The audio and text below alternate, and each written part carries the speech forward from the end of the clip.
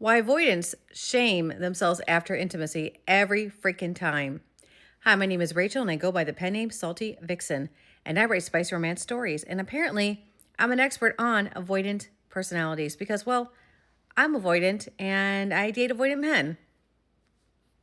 So I was talking to my boyfriend last night. We had our virtual date and we're talking about something that him and I both do. We shame ourselves after intimacy. He shames himself internally. I do it vocally. Where does it come from? Well, I heard his side of the story and I thought about me. Where does mine come from? Yeah, I grew up in a conservative household for sure, religious. I was raised primitive Baptist. But there's more to that. And it goes back to, I can tell you the date that it happened. Saturday, May 6, 1995 in Nashville, Tennessee. I was on a band trip. We won 7 awards, all first place, plus the sweepstakes award. Why I remember that date? Because of what happened afterwards. There's a guy I liked.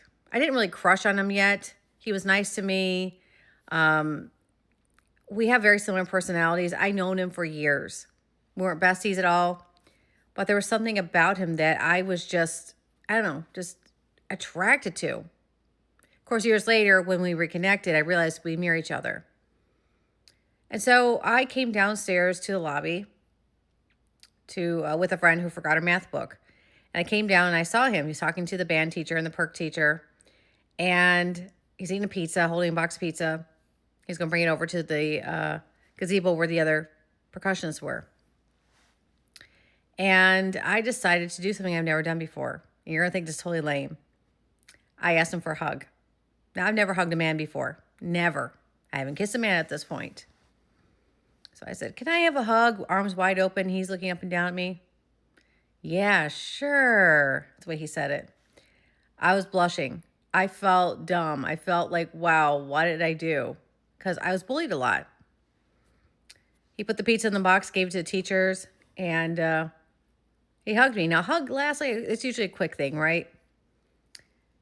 The song playing the reason why I remember this, I wrote this down, and I had replayed it, I guess, in my mind, was Elton John's version, Can You Feel Love Tonight by Lion King. The reason why I know that, because as we were hugging, I was pulling away because I was feeling uncomfortable because this is past my comfort point. He pulled me in closer. And I was kind of focusing on the song because I was, like I said, this is very uncomfortable for me. And as the hug continued, it turned him more than a hug. All I remember, and this is where the shaming comes in afterwards. I got something, something happened. And in unison, it was my first time. And I know that because I saw a wet spot down there on his end. And I was a bit confused because I did not know what that was. Because he also the motion in my ear too, the sound, that sound. We both did it at the same time. Orgasm. It was my first one, And I was a bit confused, and he let go, and he holds my hand, and he said, I gotta go. I'm sorry. I gotta go, my friend. Sorry. And he's like hyper and smiling, and his friend's going, ooh, I never forgot that. So I go back to my room. I'm writing things down because I'm trying to process what the heck just happened. I take a bath, and I'm like relaxed, repeating it in my mind. We get back on the bus. He's sitting with his friends. I'm looking at him. He's looking at me, and I'm thinking, oh, he's going to date me. We're going to go on a date, this and that.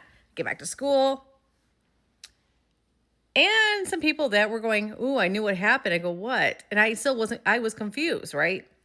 He ignored me for 3.5 weeks. And they shamed me. And then acted like nothing happened. And this is how the weird relationship it was up until he graduated. And then college, ran into him again, and the same thing happened through a hug again. And then we lived our lives, and then we reconnected on social media, had a full-blown virtual relationship for 2 years and 10 months. This push and pull, push and pull. But it did cause me a lot of, I wasn't angry at him. I was angry at myself because I didn't understand why I felt shame, because he would shame me every single time. Well, avoidant men or avoidant people shame themselves after intimacy. They just do. It's really annoying. Do they need to see therapists? Absolutely. Because what he did to me, unbeknownst, it caused me to shame myself to enjoy intimacy, even when I was married. Even when I lived in England and I would kiss guys, but I wouldn't go further than that. I was called a tease. The intensity was very hot. So now with a guy who is very similar to my first love and does the same thing and the same words, a shaming cycle. And I will vocalize the shaming because that's what I was taught to learn thing. And so I told him last night, I said, I'm not going to do that anymore. I said, I'm going to tell you where this shaming came in from the guy from May 6, 1995.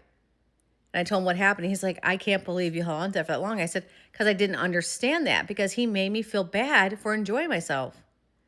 And honestly, I think I spent a long time in my life thinking I was the most hated person in my high school because no one ever dated me. Isn't that weird? You start thinking about where it comes from. So yes, when you are dating somebody, you have a friend or whatever, please don't jump to conclusions why a person shames himself after intimacy. Maybe talk to them, and because maybe in the past they've been hurt and they put this wall up and they don't know how to talk. So what they do is, because they want to enjoy it, and then afterwards they let the release, they find an excuse. The avoidant script. Last night, his excuse was, oh, my kid's calling, I'll call you back. And then 2 minutes later, 5 minutes later, don't wait for me, I'll call you in a minute. And I knew that was a script because I replayed the video. Yes, I recorded the FaceTime for me to understand. I deleted, of course. And I saw what happened. He got happy, released, and he found a way to get out politely. Verbatim, what the first love did to me. Verbatim.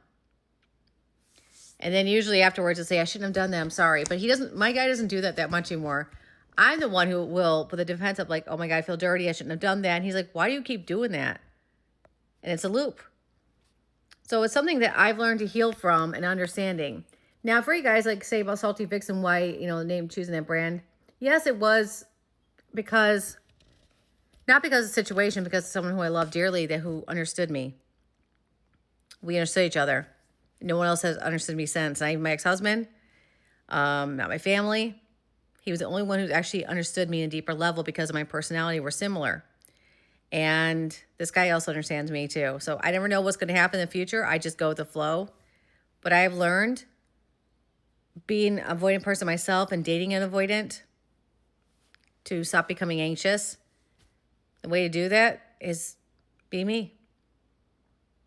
Dominant. Be me about closeness and be open about it. And it's helped me a lot. So, all right. Love y'all. Bye.